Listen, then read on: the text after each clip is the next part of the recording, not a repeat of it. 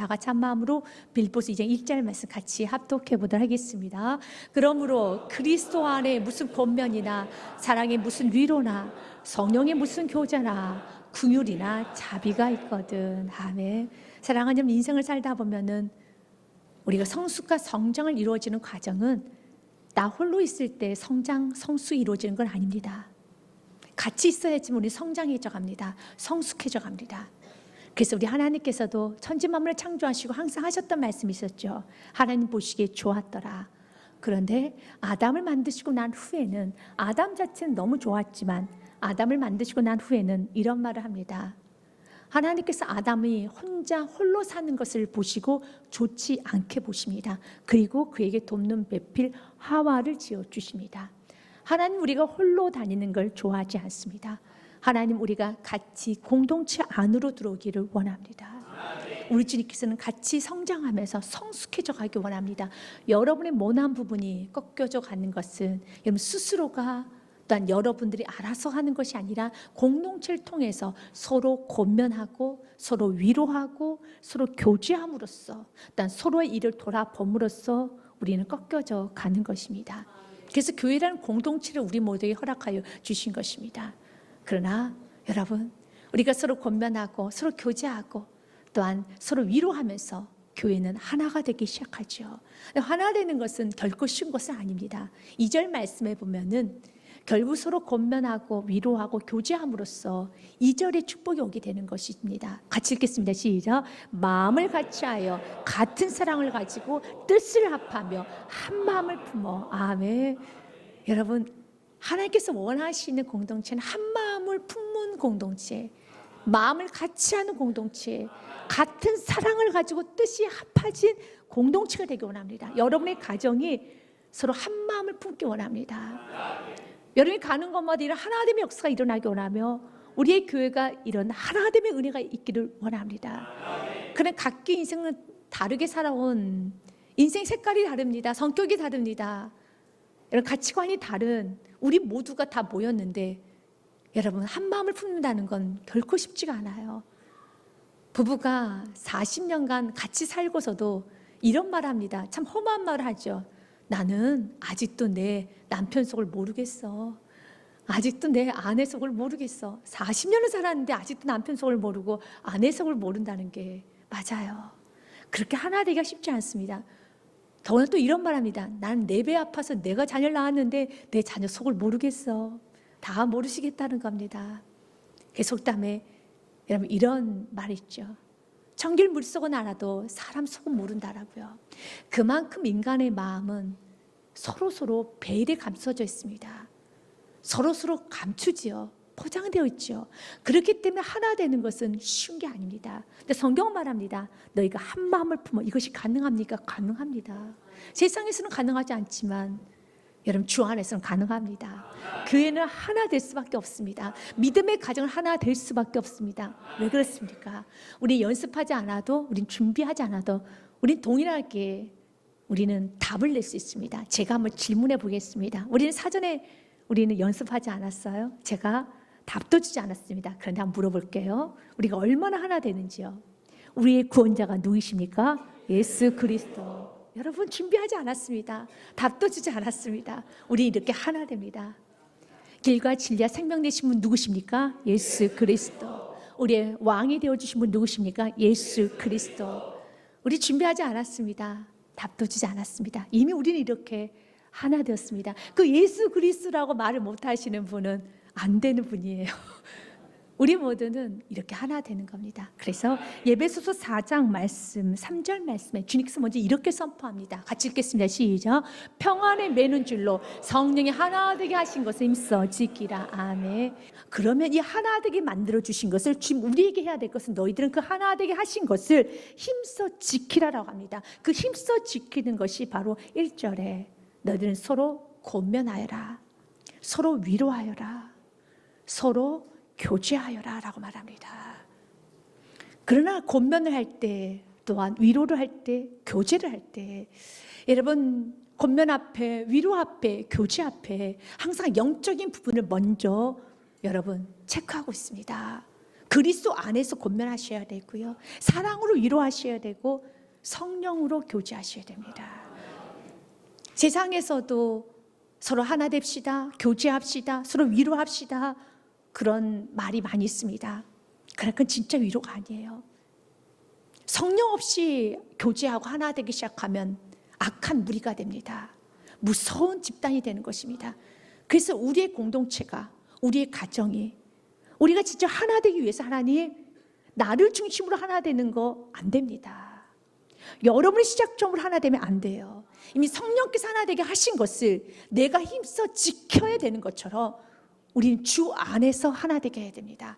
말씀이란 기준 안에서 우리는 서로 권면해야 됩니다. 말씀이란 기준 안에서 우리는 사랑해야 됩니다. 그리고 위로해야 됩니다. 교제해야 되는 것입니다. 오늘 바울 사도는 우리들에게 권면합니다. 그리스도 예수 안에서 권하여라.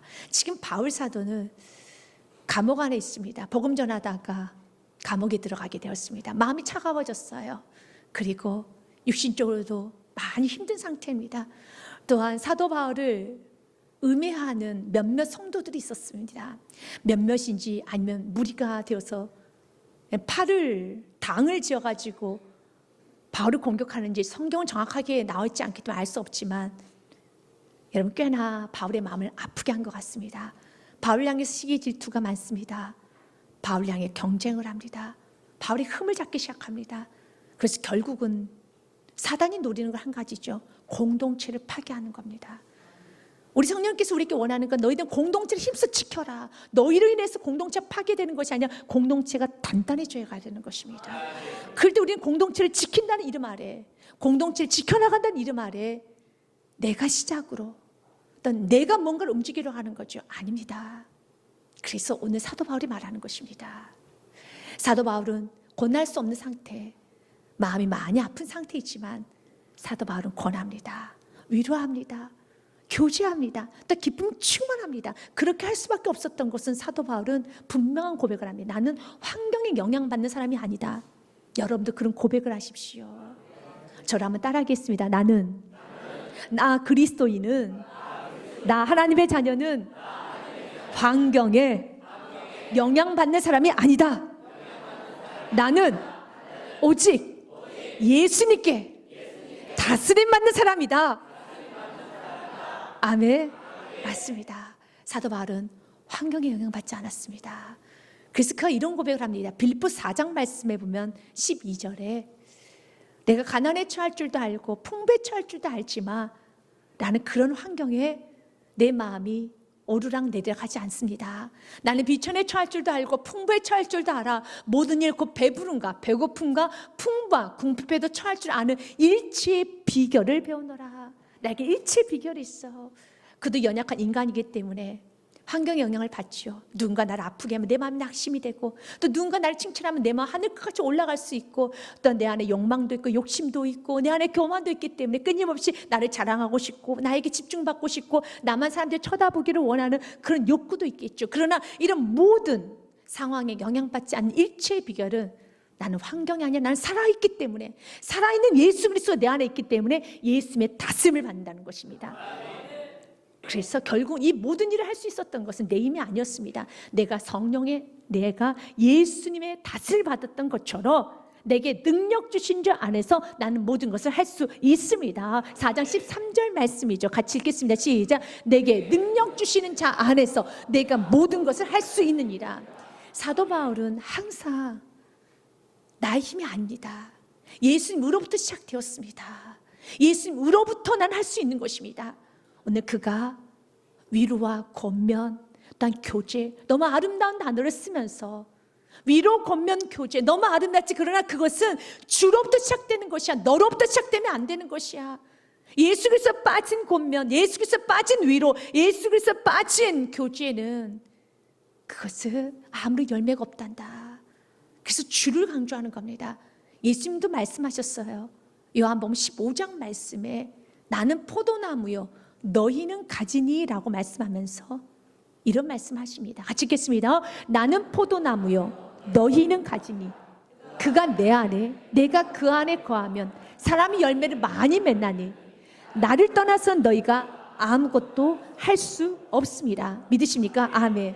예수 그리스도를 떠나서는 주 밖에서는 교제가 이루어질 수 없어요. 주 밖에서는 진정한 위로할 수 없습니다. 주 밖에서는 여러분 권할 수 없습니다. 중요한 건 주 안인 겁니다.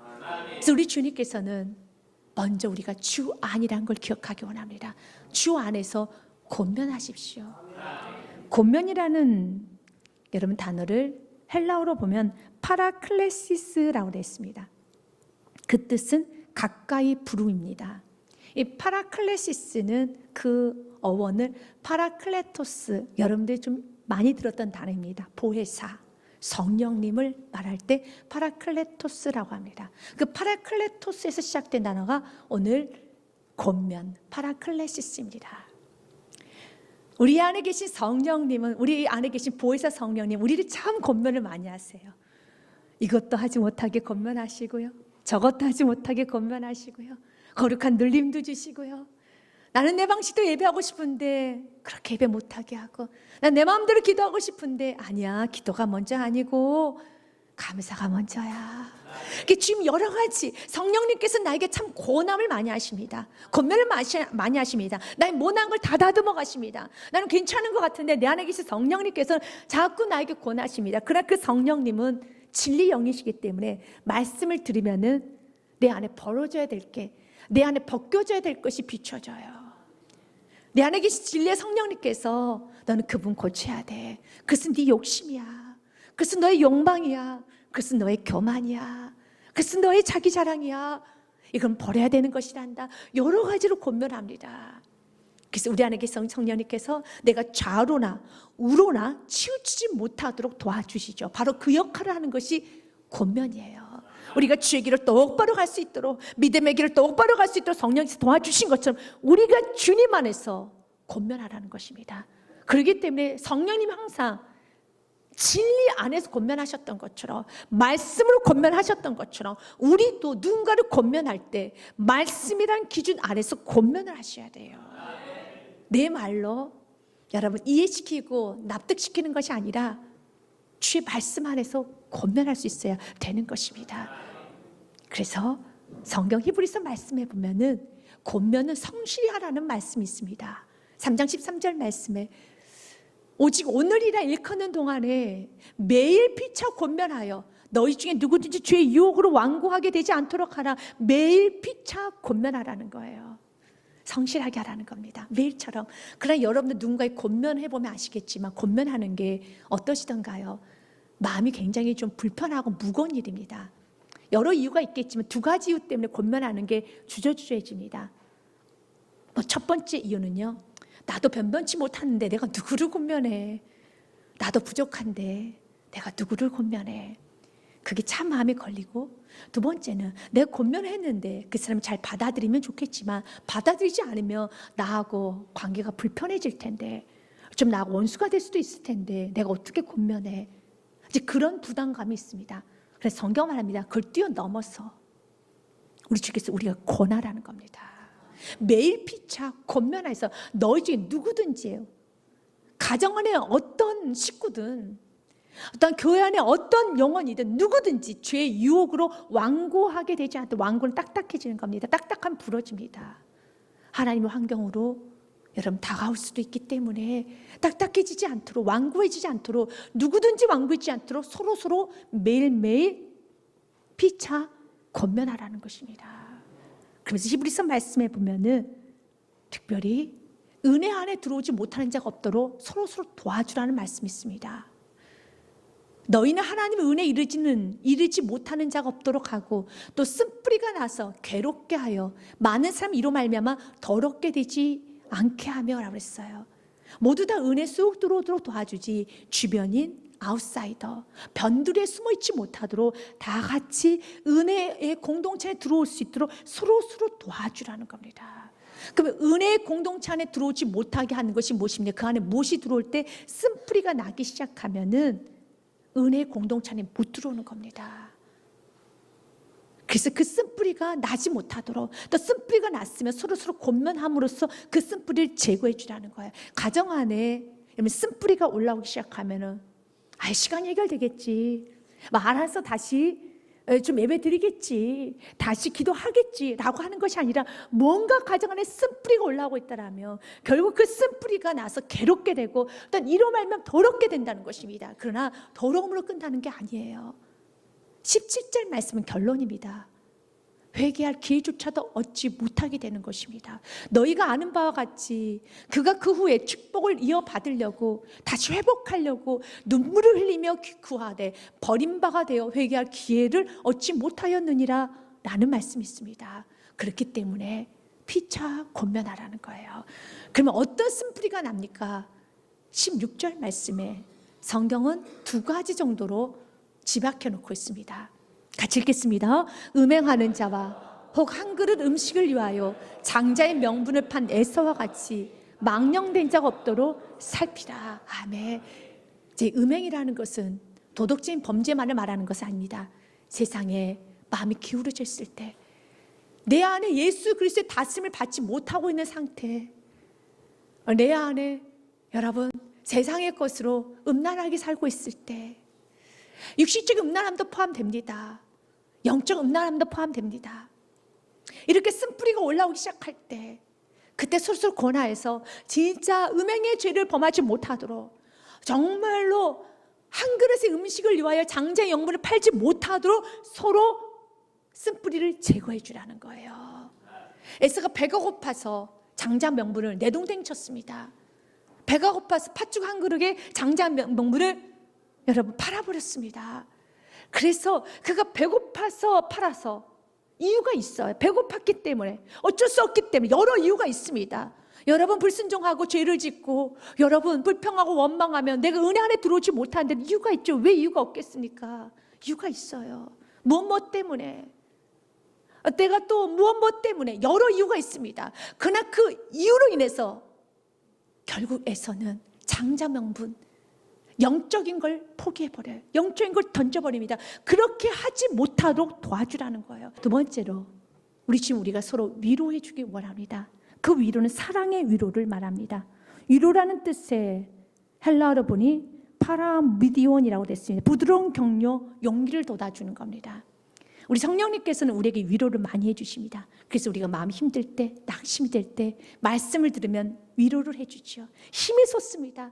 문제가 너무 많아서 가슴 답답하고 여러분 힘이 하나도 없을 때 말씀을 들으면 다시 힘이 생겨서 나도 할 수 있고 기도할 수 있고 다시 충만해지도록 주님께 도와주시고 나의 무너진 무릎을 일으켜 세워주고 나의 축 처진 어깨를 다시 이렇게 세워주시는 것처럼 우리도 누군가에게 위로해 줘야 돼요. 근데 그 위로는 사랑으로 위로해 줘야 됩니다. 사랑이라고 해서 세상적인 사랑을 말하면 안 됩니다. 사랑의 본체는 우리 하나님밖에 없습니다. 그래서 하나님 당신은 이렇게 말합니다. 하나님은 사랑이시라. 그 하나님께서 그 사랑을 우리에게 이 땅에 보여주셨습니다. 빌립보서 2장 6절부터 8절 말씀 보면 사랑이 무엇인지를 성경은 말합니다. 그는 근본 하나님의 본체시나 하나님과 동등됨을 취할 것을 여기지 아니하시고 오히려 자기를 비워 종의 형체를 가지사 사람들과 같이 되셨고 8절에서 같이 읽습니다. 사람의 모양으로 나타나사 자기를 낮추시고 죽기까지 복종하셨으니 곧 십자가에 죽으십니다. 이것이 사랑입니다. 사랑은 자기 희생이 있어야 됩니다. 자기 헌신이 있어야 됩니다. 자기 헌신과 자기 희생도 하지 아니하고 사랑의 위로를 하면 안 되는 겁니다. 여러분 누군가 위로해 주고 싶습니까? 누군가를 세우고 싶습니까? 누군가의 영혼을 도와주고 싶습니까? 그러면 사랑입니다. 사랑은 뭐로부터 시작됩니까? 나의 희생으로부터 시작되는 겁니다. 나의 헌신으로부터 시작되는 겁니다. 나의 낮아짐부터 시작되는 겁니다. 예수님께서는 본인이 죽으셨습니다. 본인이 낮아지셨습니다. 우리 보고 죽으라고 손가락을 내미는 것이 아니라 당신이 죽으셨던 것처럼 우리는 자꾸 하나 되기 위해서 당신이 죽으십시오, 당신이 고치십시오, 당신이 이렇게 하십시오 라고 말합니다. 그러나 우리는 그 손가락을 당신에게 하는 것이 아니라 사랑의 위로는 내가 죽으면 되는 것이고 내가 낮아지면 되는 것이고 내가 엎드려지면 되는 것입니다. 주님은 내가 엎드려져서 예수의 마음으로 사랑하기 원합니다. 예수의 마음으로 위로해 주기 원합니다. 위로를 잘못하면 오히려 상대방이 상처를 받죠. 오히려 상대방이 더 우울에 빠지기도 하죠. 뭔가 나하고는 관계를 맺는 것 같지만 그러나 여러분 오히려 예수님과는 멀어질 수도 있죠. 예수님은 자신이 죽으심으로 사랑을 표현해서 결국 누구와의 관계를 회복시켜 놨습니까? 우리와 하나님의 관계를 완전히 회복시켜서 하나님과 나 사이에 막혔던 모든 담을 뚫어주시고 하나님의 자녀가 되게 하셨던 것처럼, 사랑의 위로는 그 영혼이 하나님께로 가까이 가고 다시 예배 자리로 가고 다시 기도의 자리로 가고 다시 감사의 자리로 갈 수 있도록 도와주는 게 진정한 사랑의 위로예요.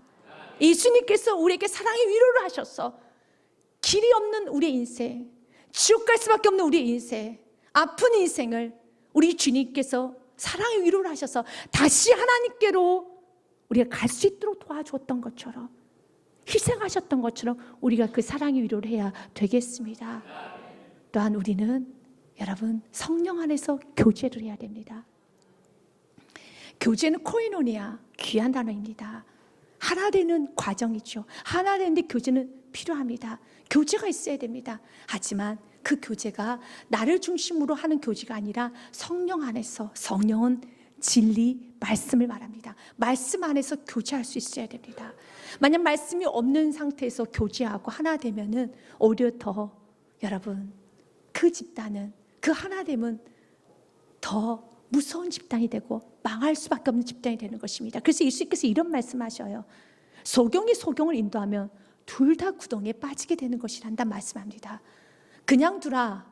그들은 맹인이 되어 맹인을 인도하는 자로다. 만약 맹인이 맹인을 인도하면 둘이 다 구덩이에 빠지려 하시니, 그렇기 때문에 누군가를 세우기 원하며 교제하기 원한다면 각자가 성령 충만해져야 되는 겁니다. 성령 충만이 먼저입니다. 그래서 4절 말씀에 보면은 이런 말씀을 하는 것입니다. 같이 읽겠습니다. 시작. 각각 자기 일을 돌볼 뿐더러 또한 각각 다른 사람들의 일을 돌봐 나의 기쁨을 충만하게 하라. 아멘. 여러분, 자기 일을 돌보라는 것은 내 문제 다 해결하고 난 후에 다른 사람 일을 돌봐 이제 남은 시간에 도와주라, 그런 말을 하는 것이 아닙니다. 우리는 내 일을 처리하고 난 후에 옆에 있는 사람 지체를 도우면 안 되는 겁니다. 내 것을 처리하지 못해도 우린 영원에서 살아야 되는 겁니다. 그 사람 일을 돌봐야 되는 겁니다. 그럼 오늘 이 말씀은 누군가의 일을 돌보는 영적인 부분을 권면하고 위로하고 교제하는 그 일에 있어서 먼저 자기 자신의 영적인 상태를 돌봐야 되는 거예요. 내가 영적인 상태가 충만하지 아니하며, 내가 영적인 상태에 바로 서지 아니하며 누군가를 위로할 수 없어요. 권면할 수 없습니다. 누군가를 고치기 전에 먼저 우리 자신을 고쳐야 되는 거예요. 우리 자신을 돌볼 수 있어야 되는 겁니다. 그게 없으면은 오히려 여러분들은 아나냐 삽비라 같은 부부의 모습이 될 수도 있습니다. 우리가 교제를 하는 것은 너무 중요하죠. 그래서 성경에서는 그냥 교제하지 말고 성령 안에서 교제하라고 하였던 것처럼요. 아나냐 삽비라는 하나 되긴 했습니다. 교제는 했습니다. 그 부부는 정말 하나 됐어요. 그런데 차라리 하나 되지 않는 것이, 부부 사이가 좋지 않은 것이 훨씬 좋을 뻔했습니다. 어느 날 그 부부가 서로 마음을 합하여서 우리 헌금하자, 그런 마음을 가졌습니다. 그래서 자기 땅 소유를 팔았습니다. 그리고 그 돈을 가지고 헌금하려고 하는데 사람들에게는 많은 헌금을 하고 싶다는 걸 보이고는 싶고, 근데 그 마음에 아까운 마음이 들어서 일부를 떼어서 거짓말로 사람들 앞에서는 모두 다 헌금한 것처럼 보이고, 그리고 일부만 헌금을 했습니다. 그리고 베드로 사도 앞에 거짓말을 합니다. 그때 베드로 사도가 이렇게 묻습니다. 그 값에 얼마를 감춤해? 그 아내도 알더라. 중요한 건 아내도 알아요. 그 부부는 거짓으로 하나 됐어요. 서로 알아요. 지금 서로 어떤 죄를 짓고 있는지 알아요. 여러분의 가정이 진짜 하나 되기 위해서는 죄를 서로 알고 죄 안에서 하나 되는 것이 아니라 성령 안에서 하나 되어야 되는 겁니다. 그 아내도 알더라. 아내도 남편이 거짓말하는 것을, 또 아내가 거짓말을 서로 압니다. 근데 하나 됐어요. 얼마만 가져다가 사도들 발 앞에 두니 베드로가 이르되 아나니아 어찌하여 사탄이 내 마음에 가득하여 내가 성령을 속이고 땅값 얼마를 감추었느냐? 땅이 그대로 있을 때에는 내 땅이 아니며 판 후에도 내 마음대로 할 수가 없더냐? 어째 이를 내 마음에 두었느냐? 사람에게 거짓말한 것이 아니요 하나님께로다. 그 땅 너 땅 아니냐? 팔고서도 너 땅 팔았기에 너 돈 아니냐? 그러니까 너 마음대로 낼 수도 있고 내지 않을 수도 있는데 왜 거짓말까지 하면서 헌금을 내느냐? 왜 사람들이 보이기만 하기 위해서 이렇게 헌금을 내느냐? 그럴 필요 없지 않냐? 그건 네 땅이다, 네 돈이지 않느냐? 왜 사람들에게 거짓말을 하고, 왜 이것은 단순히 베드로인 사도인 내 앞에서 거짓말하는 것이 아니라 성경 말합니다. 하나님께 하는 것이란다. 그러면서 결국 5절에 아나니아는 죽어나갑니다. 아나니아가 이 말을 듣고 엎드려 혼이 떠나니 이를 듣는 사람 다 크게 두려워하더라. 그런데 그 부인이었던 삽비라가 옵니다. 8절 말씀에 보면 베드로가 다시 묻습니다. 베드로가 이르되 그 땅 판값이 이것뿐이냐? 내게 말하라 하니 이르되 네 이것뿐이라 하더라. 그때 9절 말씀 같이 읽겠습니다. 시작. 베드로가 이르되 너희가 어찌 함께 꾀하여 주의 영을 시험하려 하느냐? 보라, 내 남편을 장사하고 오는 사람들의 발이 문 앞에 이르렀으니 또 너를 메어 내가리라 하니. 아멘. 성경에서 아름다운 단어에 속하는 단어가 함께란 단어예요. 우리 하나님, 예수님, 성령님은 함께 일하셨습니다. 함께란 단어는 굉장히 중요한, 여러분, 신학적인 단어고, 그리고 우리가 함께 해야 되는 겁니다. 그러나 성령 안에서 함께 해야 돼요. 진리 안에서 살아야 되는 것입니다. 그들은 함께 했습니다. 아나니아 삽비라는 함께 했어요. 그러나 함께 거짓말했어요. 함께 나쁜 짓을 했습니다. 함께 꾀했습니다. 그래서 삽비라도 죽어요. 우리 집, 우리의 공동체가, 우리의 가정이 성령 안에서 교제하기 원하고, 사랑으로 위로하기 원하고, 주 안에서 권면하기 원합니다. 이를 위해서 주님께서는 그렇기 때문에 너가 누군가를 권면하고 누군가를 세우고 누군가 위로하기 전에 먼저 너 자신을 돌봐라. 우리 지금 오늘도 따뜻하게 사랑하면서 오늘도 권하고 위로하고 교제하는, 열심을 다해서 힘써 지키기를 원하는 우리 귀한 성도를 주님 마음껏 축복하여 주십니다.